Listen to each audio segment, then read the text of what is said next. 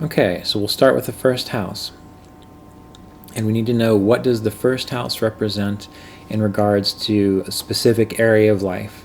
Meaning that when you look at the first house, what is the area of life you are considering? What is the area of life that you're going to be discussing or describing to the individual? Well, first of all, the planet that rules the first house will give a foundation in regards to what is this person's personality like? How do they project themselves to the world? If they're ruled by Mercury, are they more playful? If they're ruled by Saturn, are they more stern and serious, more responsible? If they're ruled by Mars, are they more aggressive or pioneering? So you start with the planet that rules the first house. And then you also consider what planets are specifically in the first house. I would go there next. And the strongest planets, either through Shadbala, through planetary dignity, the strongest planets, those are going to be the ones that more profoundly impact the personality, the body, the health. If we have Saturn in the first, that can make a person seem more stern, more detached, more serious.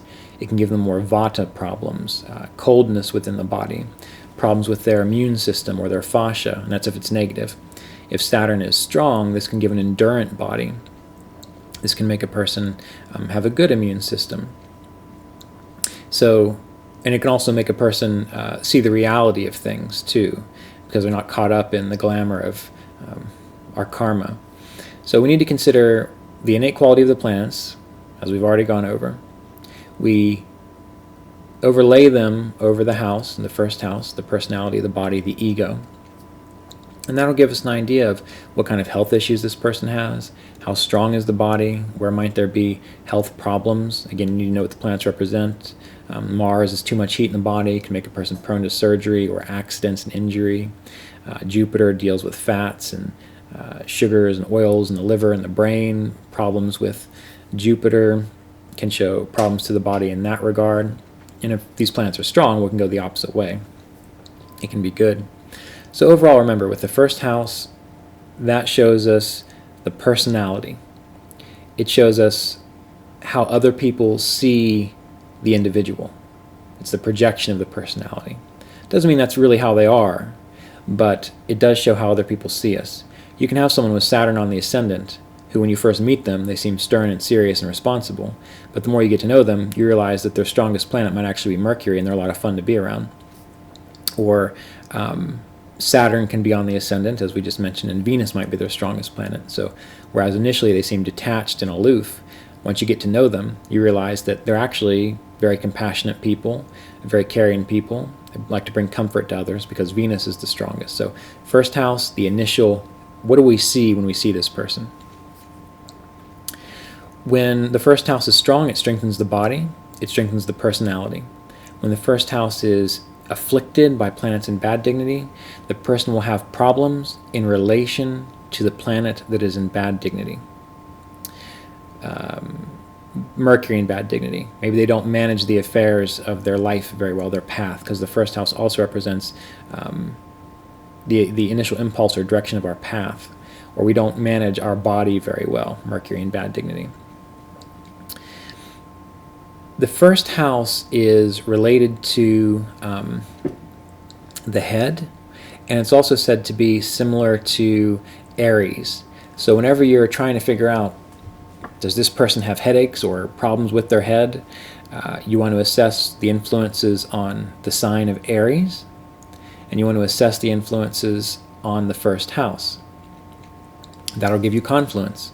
If they say the same thing, you're more likely to be correct about that assessment.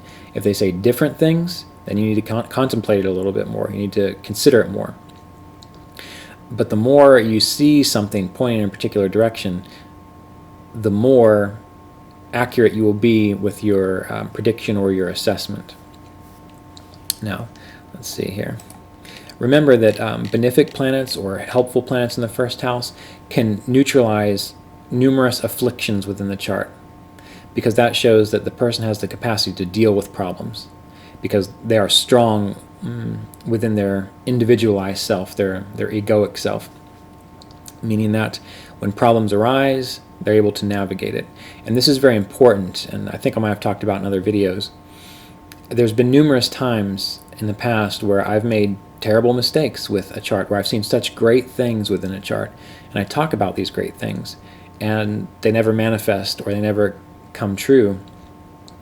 And when I went back and reassessed this, because that's the thing, when you're practicing astrology, don't just take something at face value. You read a book, or you hear me say something, or another teacher say something, and you decide that's the way it is. You need to go back and reassess. So with this situation, I saw these things, great career, wonderful relationships, because they had beautiful planets in the 7th and 10th house. But the personality of the first house was so terribly afflicted that they couldn't rise to the occasion to make the best of it. So it's like someone giving you $1 million so that you can invest and build a life for yourself, but you've got so many psychoses or phobias or mental problems, or even just short life, that you can't do anything with it. So remember, the first house is really one of the keys to determine, are they going to make the rest of the chart work. So even if there's good things in the rest of the chart, the first house has to be strong to activate it. The body has to be strong to activate it. Remember that. Okay. Now, generally, first house represents the personal self, your sense of identity. Who do you think you are, basically? It shows your appearance, your complexion. This will all be colored by the planets involved. Your overall sense of well-being and happiness, whether you feel like you fit in the world and you're able to take action within the world. Represents your longevity, your vitality, your strength and willpower. It can show, to a degree, status and fame, ability to be recognized, and it shows birth, meaning what was your birth like? What was the birth experience like? So knowing this, remember that, and then now consider what planets are in the first house. Are they in good dignity or bad dignity? What do those planets represent innately? Have those planets helped or hurt these indications that we just talked about? Take notes, write it down. Because what happens here now is you just started to assess a chart. You're taking notes, which means that as you go along, then let's say you're thinking about health. So you're going to go to the Trimsumpsha, the 30th divisional chart, and you're going to see what the 30th divisional chart says. And you're going to see, okay, where does the 30th divisional chart indicate what is said in this birth chart, in the first house of the birth chart? If there's support, then you know that is the right thing to talk about with the client.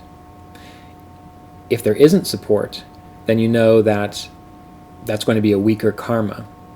Karma is only as strong as the directions that it is flowing, meaning that if you've got 5 things pointing in one direction, 5 things pointing in one direction, that's like a group of people, a group of 5 people trying to make something happen. So it's more likely going to occur. If you've got one thing going in one direction, another thing going in a third direction, something else going in a fourth direction, all these things going in different directions, well, that's like 5 people trying to go in different directions and pulling on the center. So nothing happens. Nothing happens. So always remember, look for confluence. Also always remember, always go back and either double check your mistakes. If you make a mistake, say, all right, well, where did I mess up? Or whenever you learn a new technique or a new idea, check it out. See if it works in multiple cases. If it does, it's safe. You don't want to just read something and say, that's the way it is. Recently, a person wrote to me, and I've gotten this question a lot, dealing with combustion. And they said, well, I read that this is the way it's supposed to be. Is that true? And what she was talking about, I hadn't really seen to be true. But since she read it, I think she thought it was just an accurate, serious thing you need to consider. And a lot of people have done that. So again, what I recommended was take a look. See, is it true? And when someone writes to me and they say something like, I see Jupiter is retrograde in the 7th house, is that bad for marriage? Well, my question is always, well, what's your marriage like? So you don't always have to look at the chart to tell you something. You can see something in the chart and say, all right, well, how does this work with my life experiences? Because that's where you're going to learn astrology well, where you stop and you take a moment and you consider, all right, what's my relationship like with my children? And then you write all that down. You actually consider it without looking at the chart. And then you look at the chart and see, does this support my experience or not? And if you find ways that it does, then it helps you understand how astrology works. And if it doesn't, then you need to consider other avenues, other angles. See, all right, well, what might be getting in the way of that? What other techniques do I need to use to see how this actually plays out? If you look at something long enough, you'll figure it out. Sometimes it doesn't come to you immediately. Sometimes you have to sit with it for a while. And there's been numerous occasions, particularly when people book sessions with me that are higher tier levels, meaning that they cost a bit more and I invest a lot more time in it. There's plenty of times when I've sat for a chart for a month. I go through and I do the research, but I'm just curious. I'm just wondering, all right, well, how might this work? And where can I see it from other angles? And that's where you start to do good astrology, where it's not rushed, where you're really spending the time to consider all of the different avenues, all the different techniques, and then you just try to synthesize it as best you can. Prayer and meditation are good because they help to clear your mind and your consciousness, make you more effective at getting the right kind of information. So consider all that. One last thing about the first house, it can show our conduct in the world, meaning that how do we behave in the world? Jupiter can make a person very gregarious, very jovial, very giving, very forgiving. Jupiter in good dignity, that's what you'll experience if it's in the first house. Jupiter in bad dignity can make a person too forgiving, which means they get run over. Or they're too kind to others, they're too generous to others. So you have to remember that there's a balance with all these things, and the dignities of the planets will tell you which way that it goes.